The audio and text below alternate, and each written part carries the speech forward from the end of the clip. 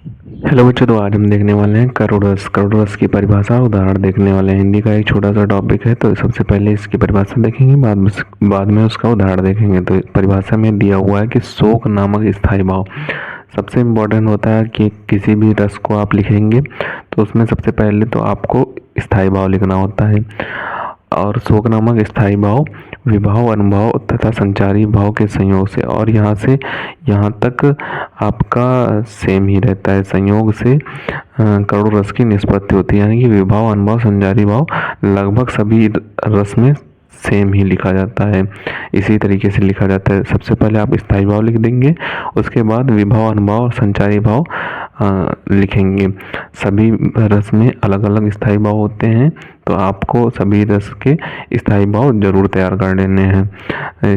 संचारी भाव के संयोग से करोड़ रस की निष्पत्ति होती है। अब आगे दिए हुए इसका स्थायी भाव शोक होता है, ये भी आप लिख देंगे तो आपका क्वेश्चन के आंसर में अलग ही इम्पैक्ट पड़ेगा। अब उदाहरण में दिया हुआ है कि मणि खोए भुजंग सी जननी, फंसा पटक रही थी शीश, अंधी आज बनाकर मुझको किया न्याय तुमने जगदीश। तो इस उदाहरण में क्या कहा गया है उसको हम आपको समझा देते। तो इस उदाहरण में दिया गया है कि मणि के समान अपने पुत्र को खोकर भुजंग सी जननी यानी कि माँ, भुजंग सी माँ फंसा पटक रही थी शीश, सर्प के फन के समान अपने सिर को पटक रही थी। यानी कि मणि क्यों पटक रही थी?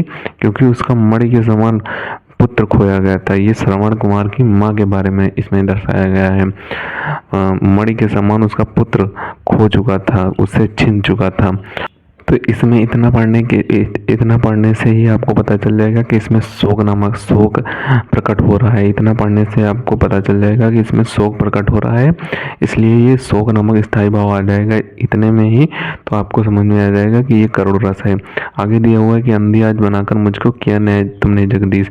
ये श्रवण कुमार की माता यानी कि ईश्वर से कह रही हैं कि अंधी आज बनाकर मुझको किया न्याय तुमने जगदीश। तो यही था करोड़ रस का उदाहरण। सबसे पहले तो आप करोड़ रस की परिभाषा का स्क्रीनशॉट कर लें और इसके उदाहरण का भी स्क्रीनशॉट कर लें। तो इसे आपको अच्छे तरीके से तैयार कर लेना है। 2 नंबर में पूछा जाने वाला प्रश्न है, परिभाषा और उदाहरण पूछ देगा तो 2 नंबर आपको पक्के हो जाएंगे। अगर आपने ये दोनों लिख दिया, ये वाली लाइन अगर ना भी लिखें तो आप शोक नामक स्थायी भाव ऊपर ही लिख दें यहाँ पर, तो आपको ये लाइन लिखने की जरूरत नहीं पड़ेगी। तो परिभाषा उदाहरण आप लिख देंगे तो आपको 2 नंबर में दोनों में नंबर मिल जाएंगे।